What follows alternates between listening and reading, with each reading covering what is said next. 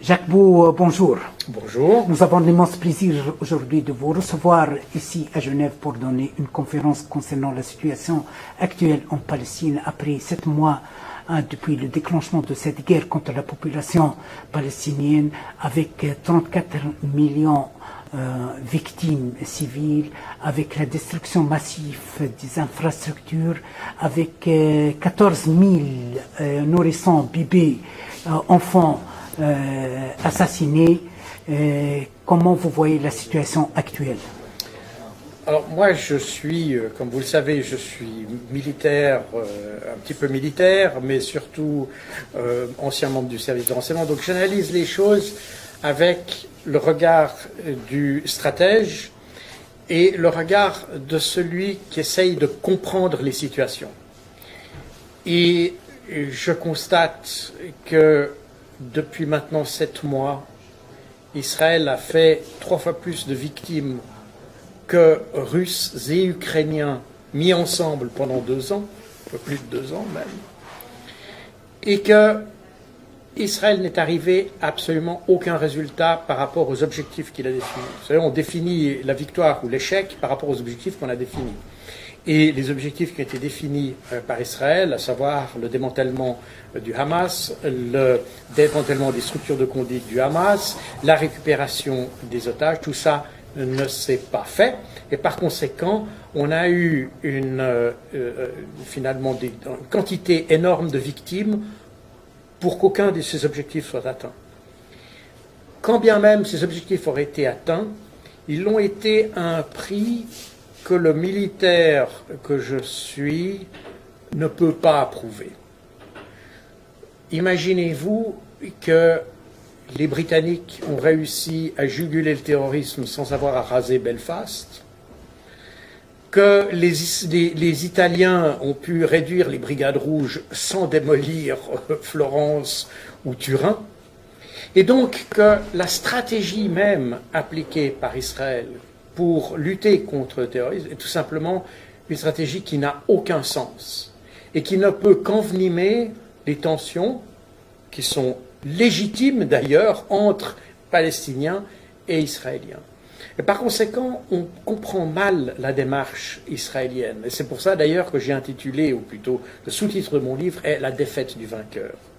Car malgré l'apparente victoire, si on compte la victoire au nombre de personnes tuées, alors probablement qu'on peut considérer ça comme une victoire. Mais l'effet de ces destructions, de ces massacres de la population civile, car quand on utilise une bombe de 2 tonnes pour toucher un individu, eh bien, c'est qu'on sait qu'on commet un massacre. Il n'y a absolument aucune question là-dessus.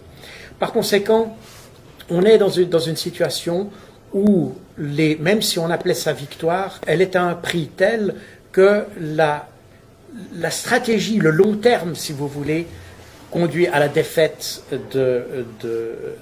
d'Israël. Et en fait, j'avais déjà, dans un livre que j'avais écrit en 2003, qui s'intitulait « La guerre asymétrique ou la défaite du vainqueur », j'analysais déjà le problème de la deuxième intifada, dans lequel je constatais déjà qu'Israël appliquait une stratégie qui ne pouvait qu'à long terme envenimer la situation. Donc elle n'était pas de nature à résoudre son problème, ce qui me conduisait à deux conclusions possibles. Soit les Israéliens sont stupides, ce que je ne pense pas, soit ils sont perfides.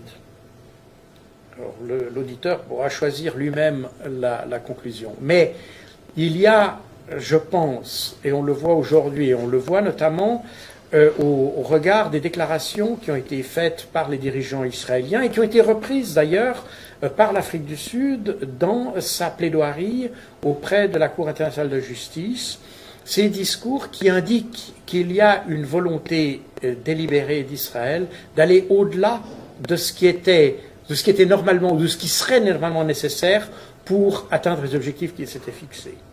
Il y a une volonté délibérée de vider Gaza, si vous me passez cette expression, et l'idée de génocide, je ne vais pas l'utiliser parce que vous savez que la Cour internationale de justice, jusqu'à maintenant, n'a parlé que de plausibilité de génocide, et c'est à la Cour internationale de justice de déterminer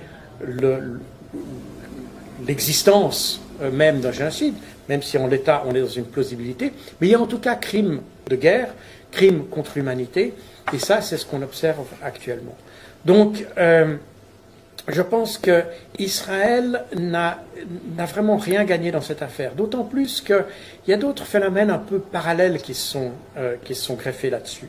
D'abord, ça a éclairé Israël sous un angle que personne n'avait anticipé en Occident. On a toujours pensé qu'Israël était, à tort ou à raison, qu'Israël était le pays victime, qu'il était issu des victimes de l'Holocauste. Or, aujourd'hui, on s'aperçoit que c'est un État qui est brutal, qui ne respecte pas le droit international et qui est finalement, qui ne passe, comment dire, qui va au-delà de ce qu'on peut tolérer au niveau des droits de l'homme et du droit humanitaire international. Par conséquent, Israël a perdu beaucoup. Et greffé là-dessus, on voit aussi, de nouveau, à tort ou à raison, et c'est pas pour rien d'ailleurs que beaucoup de Juifs, notamment aux États-Unis et en Europe, mais surtout aux États-Unis, ont vu leur communauté même menacée par ça. Parce qu'en réalité, le préjudice ou les crimes commis par Israël ont rejailli sur l'ensemble de la communauté. Et ça s'est accentué par le fait que Israël n'a pas été, est considéré comme intouchable ou, comment dire, on n'a pas le droit même de critiquer Israël, si vous voulez. Et je pense que ça a eu un effet qui, à long terme, va être négatif sur l'ensemble de la communauté juive, parce qu'on a l'idée, et probablement certains, qui ont, probablement à tort d'ailleurs, qui considèrent que si la communauté internationale n'est pas capable de faire respecter l'ordre et la justice, eh bien c'est à eux de le faire respecter. Et on s'aperçoit un peu partout, d'ailleurs, une augmentation des actes antisémites. Alors moi, je condamne tous les actes contre le racisme, quels qu'ils soient anti-arabes, qu'ils soient anti-juifs, qu'ils soient anti-n'importe qui. Mais, n'est-ce pas, aide-toi et le ciel t'aidera. Et si on était honnête et si on avait aidé Israël à respecter le droit international, probablement que certains individus ne prendraient pas sur eux l'initiative de faire respecter la justice ou ce qu'ils considèrent comme la justice. Donc on a une situation qui est profondément déstabilisante, pas seulement pour Israël et sa région, mais pour l'ensemble de la communauté internationale. Et on le voit particulièrement en Occident, parce qu'on a tellement imaginé qu'Israël était dans son bon droit, qu'aujourd'hui, la chute est d'autant plus basse. Comme disait Goethe, plus les montagnes sont hautes, plus les vallées sont profondes. Et c'est exactement la situation dans laquelle est Israël aujourd'hui. Les gens tombent de haut. Et ça fait déjà quelques années que j'avais constaté, lorsque j'habitais aux États-Unis, que la communauté, les jeunes juifs américains se distanciaient de plus en plus d'Israël parce qu'ils pensaient déjà à l'époque, c'est-à-dire il y a une dizaine d'années où j'habitais à New York, qu'Israël s'éloignait des valeurs que eux imaginaient comme étant les valeurs qu'on pouvait attendre d'une démocratie et d'une démocratie moderne. Donc aujourd'hui, ce qu'on observe, c'est une désaffection encore plus grande que celle qu'on a vue à ces 20 dernières années. Et on s'aperçoit aujourd'hui que le soutien à Israël, même le soutien politique, s'affaisse. On a encore la crainte, probablement, des pressions américaines, des pressions de certains pays, pour continuer à donner un semblant de soutien, mais on voit que dans les populations, le bon sens populaire fait que les gens s'aperçoivent qu'on n'est pas en train de soutenir un gentil. On est en train de soutenir quelqu'un qui ne respecte pas le droit des autres. Et ce qui est apparu avec cette crise, c'est effectivement l'injustice dont font l'objet les Palestiniens depuis avant même l'existence d'Israël. Puisque je reviens toujours là-dessus, j'ai travaillé aux Nations Unies, et je suis un habitué des résolutions des Nations Unies. La résolution 181 des Nations Unies, qui était la base pour la légitimité d'une création, d'ailleurs non pas de l'État d'Israël, mais de 2 États, je pourrais même dire 3, puisque Jérusalem devait être une entité indépendante. Donc on avait 3 entités, une entité arabe, une entité juive, on ne parlait pas encore d'Israël à ce moment-là, et une entité l'entité de Jérusalem. Et ces entités devaient être créées en respect avec le droit des peuples à disposer d'eux-mêmes, c'est-à-dire la Charte des Nations Unies, c'est-à-dire, et c'est spécifié dans la résolution, par des référendums. Or, à cette époque-là, les milices juives qui étaient en place avaient très bien compris qu'avec seulement 1/3 de la population qui était juive d'origine et 2/3 qui étaient d'origine arabe, un référendum n'aurait jamais permis aux Juifs d'avoir leur État, puisque les Arabes étaient partisans d'un État, ils étaient en fait partisans de la continuation de l'État de Palestine, en réalité, c'est-à-dire un État dans lequel vivaient en coexistence pacifique et intelligente et harmonieuse les 2 communautés. Et par conséquent, puisque les Arabes avaient la majorité, il fallait prendre tout ça par la force. Et ça, je peux même le dire pour moi-même, parce que j'ai beaucoup cité dans mes ouvrages la résolution 180, mais je ne l'avais jamais vraiment lu avec attention. Et l'opération des Palestiniennes, et je ne dis pas seulement du Hamas, puisqu'il y a plusieurs groupes qui se sont associés à cette opération, donc c'est une opération palestinienne. L'opération du 7 octobre m'a donné l'occasion de revenir sur cette résolution et de l'examiner avec un peu plus d'attention et d'observer qu'en fait, depuis 1947, donc avant même l'existence d'Israël, on avait respecté aucune décision des Nations Unies, et que depuis 1947, en réalité, on a construit une situation qui s'est construite systématiquement sur le déni du droit international et dont les dénis se sont finalement juxtaposés pour arriver à la situation de Gaza, où en réalité, malgré le fait qu'on a l'impression aujourd'hui, si on regarde nos médias, que tout a commencé le 7 octobre, en réalité, on a simplement le 7 octobre la situation d'un vase qui déborde.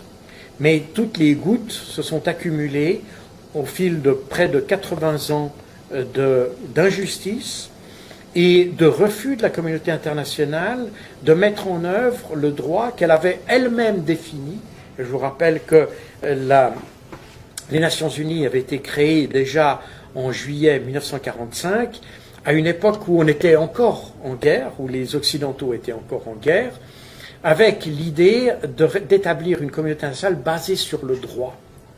Et la grande leçon de la Deuxième Guerre mondiale, ça n'est pas qu'il fallait être contre un tel ou contre un tel autre, mais c'était le respect du droit international. C'est ça la grande leçon de la Deuxième Guerre mondiale.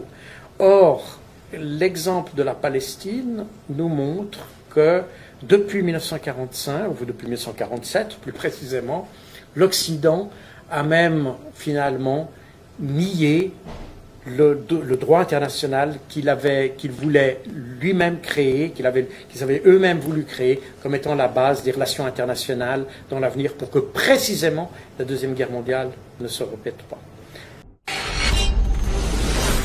Filer radar, bien informer et faire découvrir.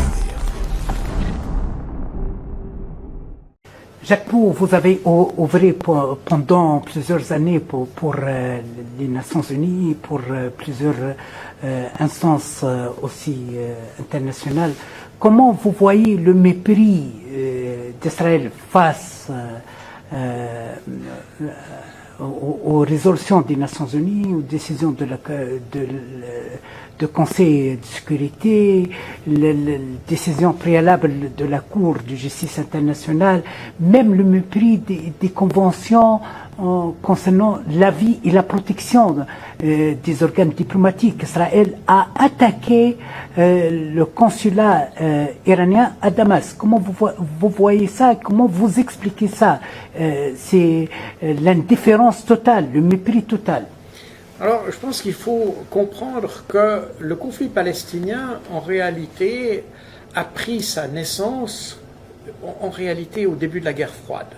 C'est-à-dire à une époque où l'Est et l'Ouest s'affrontaient par forces interposées et où, assez rapidement, malgré le fait d'ailleurs qu'Israël avait été soutenu par l'Union soviétique jusqu'à sa création, mais à partir du moment où Israël a été créé, il a compris que son intérêt était plutôt du côté de l'Occident, et l'Occident a considéré Israël comme étant son bastion avancé au Moyen-Orient. Et depuis là, s'est créé un lien particulièrement entre les États-Unis et Israël, qui a fait qu'on a accepté d'Israël à peu près toutes les incartades parce que le pays jouait un rôle stratégique dans cette région. C'était le bastion avancé de l'Occident dans un paysage qui était très mouvant, hein, puisqu'on a passé du socialisme au panarabisme, on est revenu à l'un et à l'autre. Enfin bref, c'est une situation très complexe où les Occidentaux d'ailleurs n'ont pas compris grand-chose, parce qu'on est dans une forme de logique qui dépasse la logique cartésienne qu'on prétend avoir en Occident. Et par conséquent, les Occidentaux ont toujours considéré qu'Israël était une pièce indispensable à leur capacité d'imposer leur volonté au Moyen-Orient. Et d'ailleurs, on peut dire que toutes les initiatives qui se sont déroulées par la suite, notamment entre les États-Unis et les différents pays arabes, sont parties quelque part sur la base de cette relation avec Israël. Et de ce fait, Israël a gagné une forme d'impunité qui lui a permis finalement de dépasser ce que nous comprenions comme le droit international. Et alors c'est paradoxal parce que d'un côté Israël, d'ailleurs il se présente plutôt comme une démocratie, comme un représentant d'un État de droit, d'ailleurs, c'est assez intéressant de le constater, parce qu'il ne représente pas l'État de droit. Et les Occidentaux se sont accommodés de cette situation en admettant une forme d'exceptionnalisme qui était justifiée par une situation stratégique. Et le problème de ça, c'est qu'effectivement, on a toléré d'Israël qui se comporte pas seulement à l'égard des Palestiniens, mais à l'égard de l'ensemble des autres pays. Parce qu'on parle évidemment à l'occasion de l'opération Al-Aqsa des relations entre Israël et les Palestiniens, mais Israël a en fait, depuis 1948, appliqué une politique de sécurité qui est basée sur l'agressivité, qui est basée sur le fait d'être craint plutôt que de coopérer avec ces... Et le Liban se fait attaquer, l'Égypte se fait attaquer, la Jordanie se fait attaquer, la Syrie se fait attaquer, etc. Et d'ailleurs, c'est la raison pour laquelle la résolution 242 des Nations Unies a imposé à Israël de restituer les territoires occupés. Et même d'ailleurs les frontières d'Israël, parce que les frontières que nous acceptons généralement Israël sont des frontières de facto, ne sont pas des frontières de jure, puisque Israël a refusé de définir ses frontières, ce qui rend d'ailleurs sa position, ou plutôt sa perception au Moyen-Orient, comme étant avec beaucoup d'inquiétude par les autres, parce qu'on se rend bien compte que ce sont des frontières qui sont destinées à être mouvantes, puisqu'elles n'ont pas été arrêtées quelque part comme l'ont fait tous les autres pays de la Terre. Et d'ailleurs, je souligne à ce propos qu'Israël a été sommé à plusieurs reprises par les Nations Unies de définir ses frontières, et Israël a systématiquement ignoré ces demandes. Donc on est avec un pays qui a basé une politique de sécurité sur la crainte, et non pas sur la volonté de coopération, d'un pays qui, avec l'opération Al-Aqsa, d'ailleurs c'est intéressant que juste après le déclenchement de l'opération, certains dirigeants israéliens ont constaté avec dépit qu'ils risquaient de ne plus être respectés parce qu'ils avaient peur de ne plus être craints. Et ça, c'est assez symptomatique. D'ailleurs, je fais dans mon livre la comparaison de la politique de sécurité de la Suisse et la politique de sécurité israélienne, qui sont deux petits pays entourés de grandes puissances, que la Suisse aujourd'hui considère ses voisins comme étant amicaux, mais pendant longtemps, la Suisse a considéré ses voisins comme inamicaux. Mais la politique de la Suisse a toujours été d'entretenir avec ses voisins des relations amicales et empreintes de stabilité. Ils ont pensé qu'il valait toujours mieux s'entendre avec ses voisins plutôt que d'être en confrontation, alors qu'Israël, dans la même situation stratégique, a considéré qu'il fallait être craint de ses voisins. Or, on a, avec l'opération palestinienne du 7 octobre, on a tout d'un coup le mythe de cette invincibilité, d'ailleurs beaucoup l'ont relevé, le mythe de cette invincibilité s'est trouvé mis à mal. Ce qui n'est d'ailleurs pas vraiment nouveau, puisque déjà en 2006, après l'intervention israélienne au Liban, le Hezbollah avait obtenu un réel succès.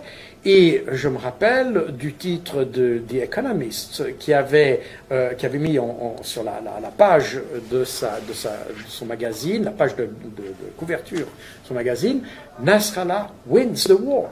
Donc Nasrallah a gagné la guerre. Or, on se rappelle que le sud Liban avait été littéralement dévasté par les frappes israéliennes. Ça voulait dire qu'il y avait eu une victoire tactique, mais une défaite stratégique. Et on est exactement dans la même situation aujourd'hui. Et alors, c'est probablement pour cette raison, pour revenir à votre question concernant l'ambassade israélienne, l'ambassade iranienne, pardon, à Damas, c'est peut-être pour ça qu'Israël a essayé de surenchérir. Israël a eu comme politique récurrente durant ces 80 ans d'essayer d'impliquer les Occidentaux dans le conflit. Parce que... C'est pour cela que j'aimerais bien, ma prochaine question, j'aimerais bien savoir qu'est-ce que vous pensez de l'escalade israélienne vers l'Iran. Qu'est-ce qu'il est en train de chercher Netanyahou à travers la provocation de l'Iran? Et comment vous voyez la réponse et la réaction iranienne? Parce que maintenant, on dit que l'Iran a utilisé un minimum syndical. Alors, comme je l'ai dit tout à l'heure, Israël a toujours essayé d'impliquer, déjà avec l'affaire Lavon en Égypte, au début des années 50, Israël avait attaqué, à vrai dire, des intérêts américains et britanniques par des actes terroristes afin de pousser les Occidentaux à s'engager davantage en Égypte. C'est d'ailleurs ce qui a provoqué l'expulsion, ou une bonne partie de l'expulsion de la communauté juive d'Égypte, parce qu'on considérait que la communauté juive finalement servait de cinquième colonne à Israël. Et ça a déclenché une affaire au sein des services de renseignement israéliens, le Haman, le service de renseignement militaire, et qui est resté connu sous le nom d'affaire Lavon. Et puis il y a eu en 1983, en octobre 1983, l'attentat de Beyrouth par des miliciens libanais dont on n'a jamais su qui c'était, qu'on attribue volontiers au Hezbollah aujourd'hui, mais qu'en réalité on n'a jamais su qu'il s'agissait. À l'époque, on parlait du djihad islamique dont on n'avait d'ailleurs jamais défini les contours, mais on n'a pas évoqué le Hezbollah à ce moment-là, c'est aujourd'hui qu'on le mentionne. Toujours est-il qu'apparemment, selon l'ancien agent du Mossad, Victor Ostrovsky, qui a écrit dans ses mémoires que les Israéliens connaissaient l'existence de ce projet de faire exploser le bâtiment des Marines américains à Beyrouth, mais que les Israéliens s'étaient gardés de le dire aux Américains, de façon à ce que les Américains se sentent obligés d'être impliqués dans la région, ce que les Américains n'ont pas fait. Et aujourd'hui, on a un peu le même phénomène qui s'est passé avec cette attaque contre l'ambassade d'Iran. Alors, la question de la riposte iranienne, alors moi je ne pense pas qu'elle était théâtrale et je ne pense pas que c'était le minimum syndical. Je pense que les Iraniens ont répondu avec une justesse, une perspicacité et une intelligence qu'on n'a jusqu'à maintenant pas vu dans la région. C'est-à-dire, Les Iraniens savent que une riposte pouvait servir de prétexte pour les faucons américains pour intervenir en Iran. Et peut-être même d'ailleurs pour les Israéliens pour faire des frappes. Par conséquent, ils se sont dit il faut réagir tout en s'assurant que les Américains n'interviennent pas. Et il y a eu des négociations par l'entremise de Oman. Et ça, je cite là un article du Financial Times du 12 avril, c'est-à-dire qui a été publié un jour avant l'attaque ou la riposte, devrais-je dire, iranienne. Et apparemment, les Iraniens ont contacté les Américains pour deux raisons. La première, c'était pour indiquer que leur réponse allait être limitée et qu'ils n'allaient pas s'engager dans une guerre sans limite contre Israël. Et deuxièmement, pour s'assurer que les Américains n'interviendraient pas dans ce conflit. Et c'est effectivement ce qu'ils ont fait. Leur opération a été parfaitement minutée et parfaitement calibrée pour une bonne et simple raison. Ils avaient envie d'attaquer trois ou quatre objectifs. L'objectif, une des bases, c'était la base de Nevatim, dans le sud d'Israël. Une deuxième, c'est la base de Ramon, mais probablement pas la base aérienne, mais probablement la base de renseignement, puisque la base de Ramon est une base de renseignement des services de renseignement israéliens qui coordonne les activités aériennes contre tout le sud, y compris la zone de Gaza. Et il y a encore un ou deux objectifs. Là, je n'ai pas encore réussi à voir exactement lequel il s'agissait. Il y a trois candidats possibles pour ces deux objectifs. Le premier, c'est l'état-major des forces aériennes, du renseignement des forces aériennes israéliens à Tel Aviv. Le deuxième, c'est la base de Méron, qui est à l'ouest du Golan, et qui est la base du renseignement israélien, c'est la contrepartie de la base de Ramon au sud, qui permet de coordonner les activités aériennes et notamment les frappes contre la base l'ambassade iranienne de Damas. Et le troisième candidat possible, c'est la base du mont Hermon, qui est en fait une base de renseignement électronique qui est basée sur les hauteurs du Golan, dans le Golan occupé, c'est un territoire syrien en fait, et qui permet d'avoir la surveillance de l'ensemble de la zone du sud Liban et la zone jusqu'à Damas, toutes les activités électroniques.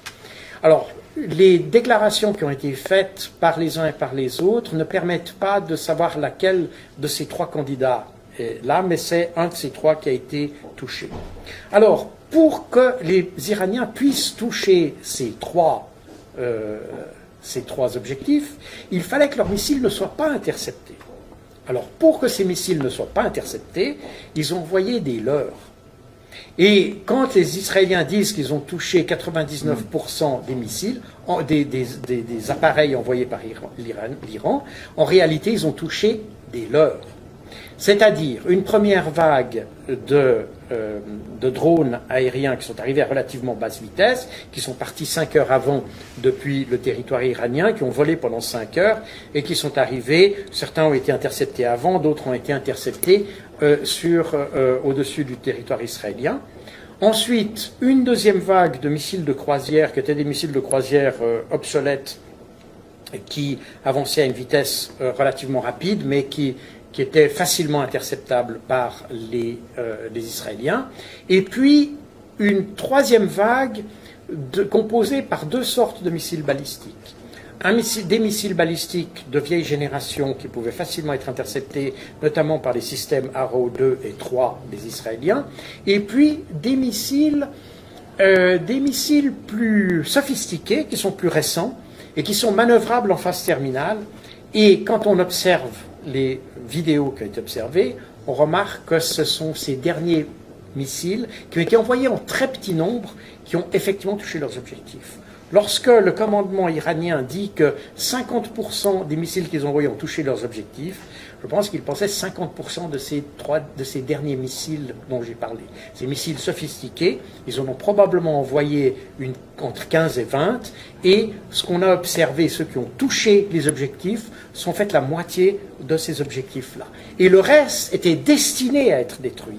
Donc lorsque les Occidentaux et Israël disent qu'ils ont détruit 99%, c'est probablement vrai, mais ce qu'on sait, c'est qu'une partie des missiles qui ont été envoyés par l'Iran n'avaient même pas de charge explosive, ils étaient destinés à être détruits. Ils étaient destinés à être détruits. Donc c'est une opération remarquablement bien menée, remarquablement bien calibrée, qui a touché uniquement les objectifs que l'Iran voulait toucher, qui les a tous touchés, parce qu'ils ont effectivement touché leurs objectifs, et ça sans coûter une seule vie humaine. Et ça, c'est un exploit en réalité.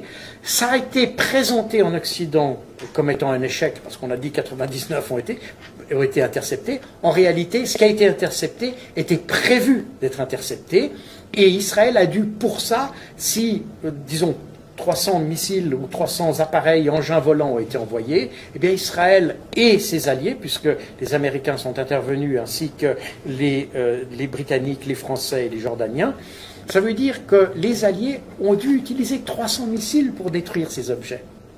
Et que par conséquent, une partie du potentiel israélien a été finalement épuisée par cette frappe, pour finalement n'avoir aucun effet, puisque les objectifs qui avaient été déterminés par les Iraniens ont été touchés. Donc c'est en réalité, si on y réfléchit bien, et si on regarde, si on analyse de manière approfondie cette opération, c'est un remarquable succès iranien. Maintenant, je peux comprendre qu'on ait préféré, et que les Américains notamment, aient préféré passer ça comme étant un échec iranien, de façon à ce que les Israéliens ne se vengent pas.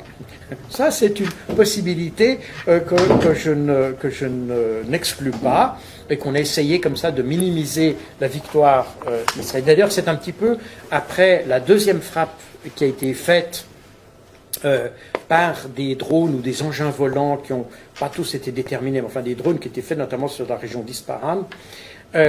On a eu là un succès très mitigé, puisque en réalité, apparemment, tous ces appareils ont été interceptés par la défense antiaérienne iranienne. Et je pense qu'il s'agissait en fait de donner l'illusion d'un succès pour éviter que l'Iran aille plus loin. Et d'ailleurs, certains ont évoqué, alors je ne sais pas, je n'ai pas le fin mot de cette histoire, certains ont évoqué qu'en fait, ce sont des milices guidées par les Américains qui ont envoyé ces engins volants contre l'Iran pour qu'Israël ne ressente pas le besoin de se venger. Est-ce qu'on connaît la vérité? Je ne sais pas, c'est une hypothèse, je ne connais pas la réalité. Ce qu'on sait, c'est qu'il y a eu une attaque, ce qu'on sait, c'est qu'elle a été déjouée, et ce qu'on sait, c'est que comme ça permet à chacun de sauver la face dans cette affaire, et c'est probablement de bonne guerre si on veut éviter effectivement d'ailleurs une vraie guerre dans la région. J'insiste toujours, Jacques Bou, de provoquer votre lecture concernant la position suisse. Aujourd'hui, pendant une manifestation à Genève, Carlos Samaruga, le conseiller d'État, a considéré M. Cassis comme responsable et aussi complice des crimes contre la population palestinienne à Gaza. Comment vous expliquez ce déclin moral, ce déclin de notoriété pour la diplomatie suisse qui est considérée aujourd'hui comme complice? Parce que, comme vous connaissez par exemple, hier, la Suisse s'est abstenue concernant le projet algérien de la reconnaissance de l'État de Palestine comme membre de plein de droits. Vous connaissez aussi la position de la Suisse concernant la diminution de l'aide à l'UNRWA, cette tentative aussi de contrôler, de punir toute action pro-palestinien à travers, soi-disant, l'interdiction de Hamas sur les territoires helvétiques, comme quoi Hamas est présente ici. Je trouve ça personnellement ridicule. Comment vous voyez et comment vous expliquez ça, Jacques Bou? Alors, la Suisse, ces derniers mois, pour ne pas dire ces dernières années, a pris un virage qui semble aller un petit peu en contradiction avec la politique de neutralité qu'elle avait. Ça s'est manifesté notamment par la participation aux sanctions contre l'Ukraine. Je vous rappelle que la Suisse a été jusqu'en octobre 2022, en tout cas, le premier pays à sanctionner, pas seulement le premier dans le temps, mais le premier en quantité de sanctions contre la Russie. La Suisse a plus sanctionné que les États-Unis ou même l'Union européenne.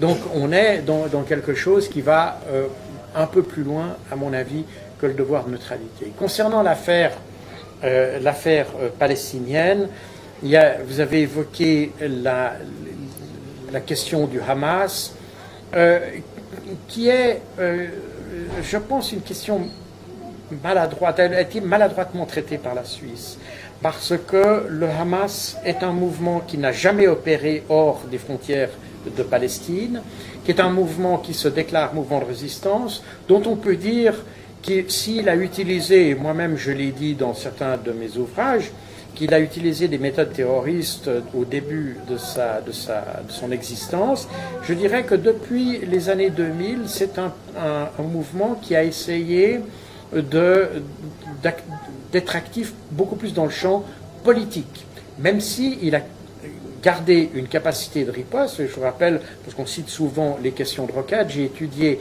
la question des roquettes avec attention et j'ai constaté, comme d'autres d'ailleurs, que les roquettes ont toujours été une réponse à des frappes israéliennes et jamais à des actes délibérés pour attaquer sans raison Israël. Donc on a de la part de la Suisse, je pense, une très mauvaise interprétation de ce qu'est le Hamas, et une interprétation maladroite, parce que la désignation de terrorisme, d'abord, c'est une appellation qui est d'autant plus maladroite qu'elle n'est pas définie dans le droit international, et qui a comme seul effet de prévenir toute capacité de dialogue. En fait, c'est finalement la seule raison pour laquelle on l'invoque, c'est pour empêcher un dialogue, parce qu'elle n'apporte rien à la résolution du problème. Et qu'il aurait mieux fallu, si dans le cas échéant, prétendre que le Hamas aurait commis, par exemple, des crimes de guerre. Ça aurait été beaucoup plus pertinent.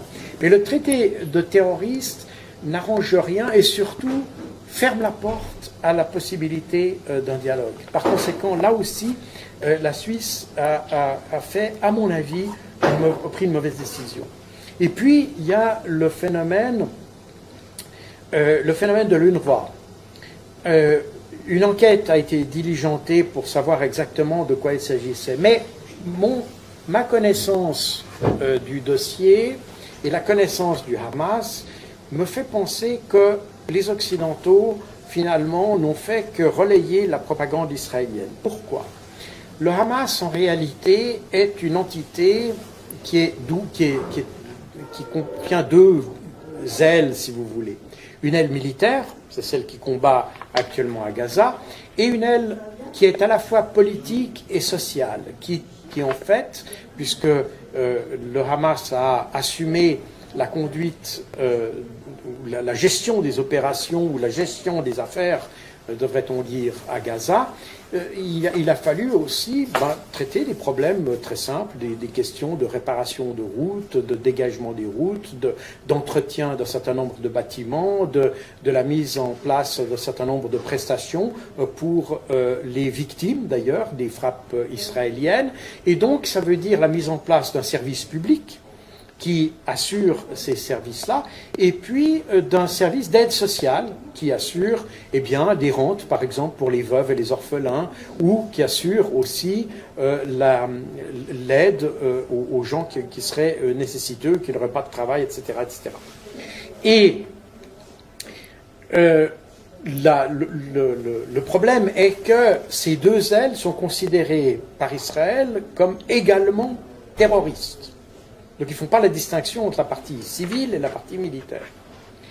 Or, je ne sais pas comment va être expliqué ou quel sera le résultat de l'enquête sur la question des employés de l'UNRWA que Israël accuse d'avoir travaillé avec le Hamas. Mon sentiment, et je dis bien c'est mon sentiment à ce stade, c'est qu'il est possible qu'il y ait eu des employés de l'UNRWA qui travaillaient avec des gens du Hamas, mais avec la partie civile du Hamas. C'est-à-dire cette partie qui s'occupe effectivement de l'aide à des victimes, qui assure la restauration d'un certain nombre de services aux organisations civiles, et qui n'a rien à voir avec des activités terroristes. Le problème, c'est qu'on joue sur les mots de façon à condamner l'UNRWA et discréditer cette organisation des Nations Unies. Et je pense qu'il était de la part de la Suisse, mais pas seulement de la Suisse, d'autres pays, quoique d'autres pays n'ont pas accepté cette idée qu'avait suggéré Israël de cette collusion entre l'UNRWA et une organisation terroriste. Je pourrais citer l'exemple de la Belgique, puisque je vis en Belgique, et la Belgique a refusé d'arrêter ses subventions à l'UNRWA. Et pour la petite histoire, lorsque la Belgique a annoncé qu'elle continuerait à payer sa contribution à l'UNRWA, le lendemain, le bâtiment de la coopération belge à Gaza a été bombardé par Israël.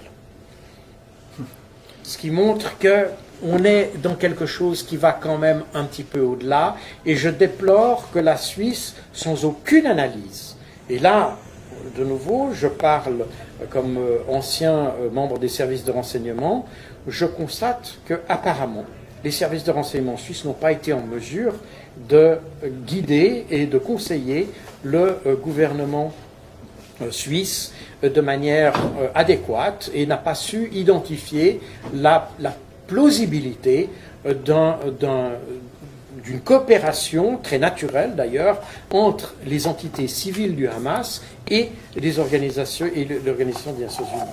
Donc voilà, quant au fait de s'abstenir pour la décision de reconnaître un État de Palestine, je pense que ça va à l'encontre de toute la politique suisse envers la Palestine depuis des années.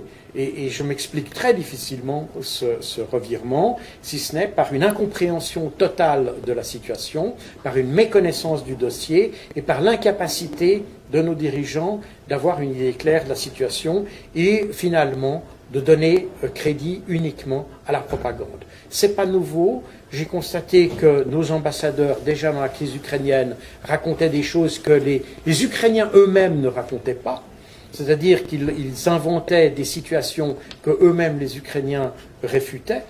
Et par conséquent, j'ai l'impression qu'il y a un parti pris qui est en définitive purement politique et qui n'a rien à voir avec des décisions basées sur les faits, comme devrait fonctionner en réalité l'état de droit. Parce que c'est ça qu'on attend d'un état de droit, c'est pas avoir des décisions discrétionnaires, mais des décisions qui sont basées sur des faits, sur la réalité, sur des services de renseignement qui analysent la situation et qui apportent des éléments concrets, non pas des opinions, mais des faits, une démonstration des choses. Et on doit avoir des mécanismes de décision qui sont rationnels et non pas dans l'irrationalité. Or, j'ai l'impression que, concernant Israël, on est dans des décisions qui sont strictement basées sur l'irrationalité. Merci beaucoup, Jacques Bou, d'avoir accepté notre invitation. C'est un plaisir toujours de vous recevoir. Merci. Merci à vous.